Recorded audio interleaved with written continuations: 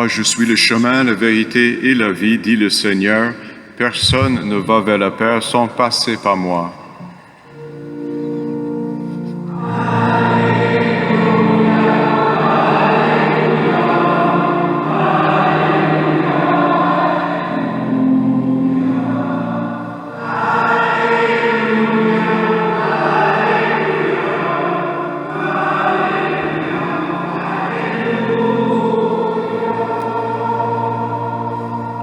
Le Seigneur soit avec vous.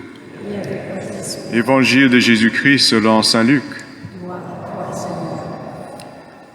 En ce temps-là, tandis qu'il faisait route vers Jérusalem, Jésus traversait villes et villages en enseignant. Quelqu'un lui demanda, « Seigneur, n'y a-t-il que peu de gens qui soient sauvés ?» Jésus leur dit, « Efforcez-vous d'entrer par la porte étroite, car je vous le déclare, beaucoup chercheront à entrer et n'y parviendront pas. Lorsque le maître de maison se sera levé pour fermer la porte, si vous, du dehors, vous vous mettez à frapper à la porte en disant « Seigneur, ouvre-nous », il vous répondra « Je ne sais pas d'où vous êtes ». Alors vous vous mettez à dire « Nous avons mangé et bu en ta présence et tu as enseigné sur nos places ». Il vous répondra « Je ne sais pas d'où vous êtes. Éloignez-vous de moi, vous tous qui commettez l'injustice. » Là, il y aura des pleurs et des grincements de dents quand vous verrez Abraham, Isaac et Jacob et tous les prophètes dans le royaume de Dieu, et que vous-même vous serez jetés dehors. Alors on viendra de l'Orient, de l'Occident, du Nord et du Midi prendre place au festin dans le royaume de Dieu. Oui, il y a des derniers qui seront premiers et des premiers qui seront derniers. Acclamons la parole de Dieu. Louange à toi, Seigneur Jésus.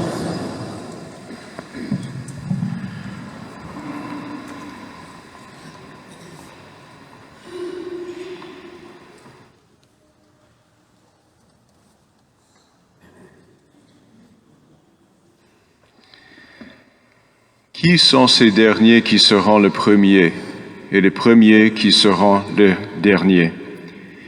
Si on considère l'histoire de la révélation de la parole de Dieu, on peut dire que le peuple de Dieu ancien a commencé à voir les rudiments, les débuts de la révélation très tôt dans leur existence. Abraham, le père de la foi, à peu près 18 jusqu'à 2000 ans, 18 siècles jusqu'à 20 siècles avant notre Seigneur Jésus, a commencé à recevoir la révélation. Après Abraham, ses enfants, Isaac, Jacob, après Jacob, ses 12 fils, et après leur séjour en Égypte, on a l'établissement du peuple de Dieu en Palestine à travers les prophètes, les juges, Samuel, jusqu'à l'époque de notre Seigneur Jésus. Cette révélation était vraiment la possession d'une race, d'une ethnie, d'une culture, d'une langue, d'une tribu, ou si vous voulez, des 12 tribus.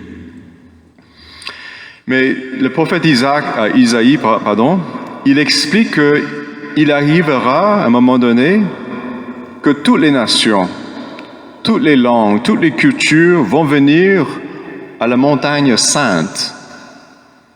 Montagne sainte, pour adorer Dieu.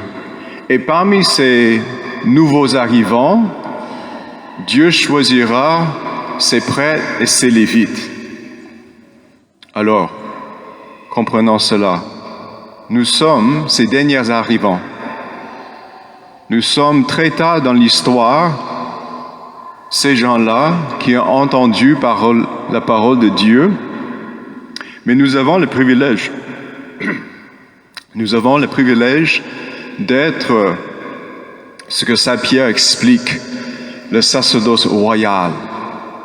Lors de votre baptême, vous étiez unis, liés au sacerdoce de notre Seigneur Jésus.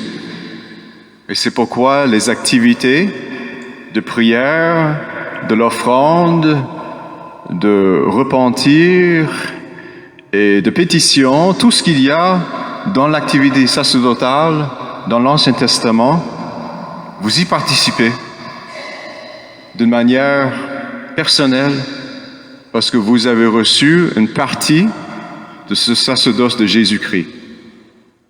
Le sacerdoce de l'ordre dans le sacrement, qui détermine une fonction à l'intérieur du sacerdoce royal, ça appartient à un petit nombre qui sont appelés par l'Église et par le bon Dieu de servir à l'autel.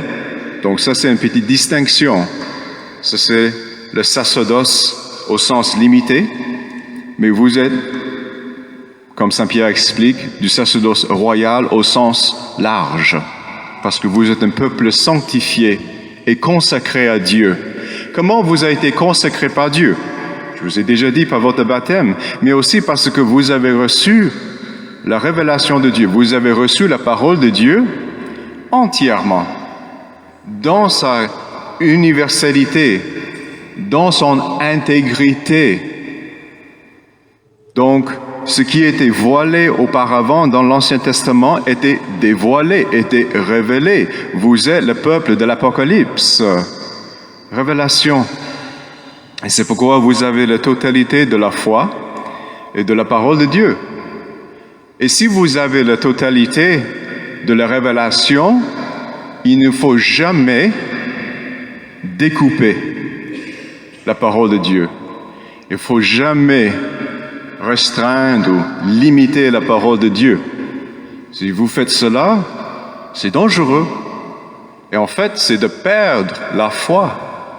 Parce qu'un déterminant de la foi, que nous le recevons sous l'autorité de Dieu. Nous y croyons à la parole de Dieu parce que c'est Dieu lui-même qui révèle. S'il me révèle, à travers l'Église, je reçois la totalité de la parole et je commence à dire, oui, je veux telle chose, mais je ne veux pas telle chose. Oui, ceci, non pas cela. Donc, c'est comme je deviens une autorité à moi-même pour démanteler, pour réduire la parole de Dieu. C'est arrivé à travers toute l'histoire de l'Église, dès le premier siècle, au temps apostolique. Saint Paul en parle des membres de la communauté chrétienne qui ont commencé à faire cela et ils se sont éloignés de la communauté. Mais on a trouvé un certain apogée de cette morcellation, si c'est un mot en français, je ne sais pas, de découper des choses ou de juste prendre des petits aspects de la révélation de Dieu. On a eu un apogée de cela au XVIe siècle, avec la réforme protestante. C'est très dangereux cela, c'est-à-dire de ne pas reconnaître que la parole de Dieu vient de l'autorité de Dieu par l'instrumentalité de l'Église. La question a été posée au Seigneur Jésus, parce qu'il était un professeur de la loi, non pas un professeur de la loi, un professeur de la parole de Dieu, il était un rabbin. Je te pose une question. Est-ce que c'est très peu de gens qui vont être sauvés? Donc, donne-moi un chiffre, donne-moi une idée. Quel pourcentage de la population qui ne sera pas sauvée? Ou sera sauvée, peu importe. Mais remarquez qu'il ne répond pas à la question. Parce que la question n'est pas beaucoup d'importance. Il dit, efforcez-vous d'entrer par la porte étroite. C'est quoi cette porte étroite? Il va dire ailleurs dans l'évangile de Saint Jean, c'est lui-même, Jésus, qui est la porte à travers laquelle les brebis entrent au bercail. Dans cette place sûre de protection, à l'abri des loups, des renards, tout ce qu'il y a de menaçant. Entrez par cette porte étroite qui est Jésus, tu auras le repos et le calme, la paix. Il dit ailleurs, je suis le chemin, la vérité et la vie. Il est le chemin. Il est celui par lequel nous allons au ciel. Il est la vérité. Il est la vérité substantielle. Dieu ne peut pas mentir. Il ne peut pas être trompé non plus. C'est pourquoi tout qui vient de la parole, de la bouche du Seigneur Jésus est véridique. Et il est la vie. Et non pas juste la vie naturel, temporel, certes, il s'est ressuscité de sa propre puissance, mais il est la vie par laquelle nous pouvons avoir une participation à la vie divine. C'est ça le privilège d'être baptisé, participant à la vie de Dieu de manière intime. Tout ce que Dieu a et est, il nous donne une participation. Il n'y a pas une autre personne à travers toute l'histoire humaine qui a dit « Je suis le chemin, la vérité et la vie ». Aujourd'hui, si quelqu'un dit ça sur le parvis ou dans la ville, ici à Lac-Mégantic, on pense que peut-être il doit faire un séjour à l'hôpital s'il pense qu'il est le chemin, la vie et la vérité et la vie. Et les gens pensaient peut-être Jésus était un peu comme ça, mais pas du tout, parce qu'il avait un grand nombre de disciples. Et cette phrase que Jésus est le chemin, la vérité et la vie a été propulsée dans l'histoire humaine, à travers le monde entier, et il va continuer à propulser jusqu'à la fin des temps. Il n'y a aucune personne qui va jamais accuser Jésus d'être pas compétent ici, mentalement. Mais, encore une fois, la parole est puissante, soit on l'écoute, on réfléchit à cela, et on va voir est-ce que c'est vrai ou pas, et voilà, ça va soit changer notre vie, ou ça va être juste mis dans un petit placard dans notre vie, dans notre quotidien. Alors, que le Seigneur nous inspire avec des belles paroles, de mieux connaître telle réalité. Et que le Seigneur continue à révéler sa présence et la majesté de sa parole à l'intérieur de notre vie, dans nos esprits, dans nos cœurs, dans notre quotidien, et qu'on soit toujours surpris par sa beauté. Et ça, c'est quelque chose que je laisse aux jeunes, parce que je vois quelques jeunes ici. Le Seigneur est beau. Dans quel sens? Quand il dit « Je suis le bon pasteur », le mot « bon », c'est pas suffisant. Il y a un sens en français très limité. Le sens du bon dans les langues anciennes veut dire majestueux, physiquement attirant, beau. Je propose aux jeunes de vous laisser séduire par la beauté de Dieu. Ça, c'est quelque chose. On aime se laisser séduire par la beauté des créatures, un jeune homme, une jeune femme, ou par la beauté de la nature, ou on peut dire la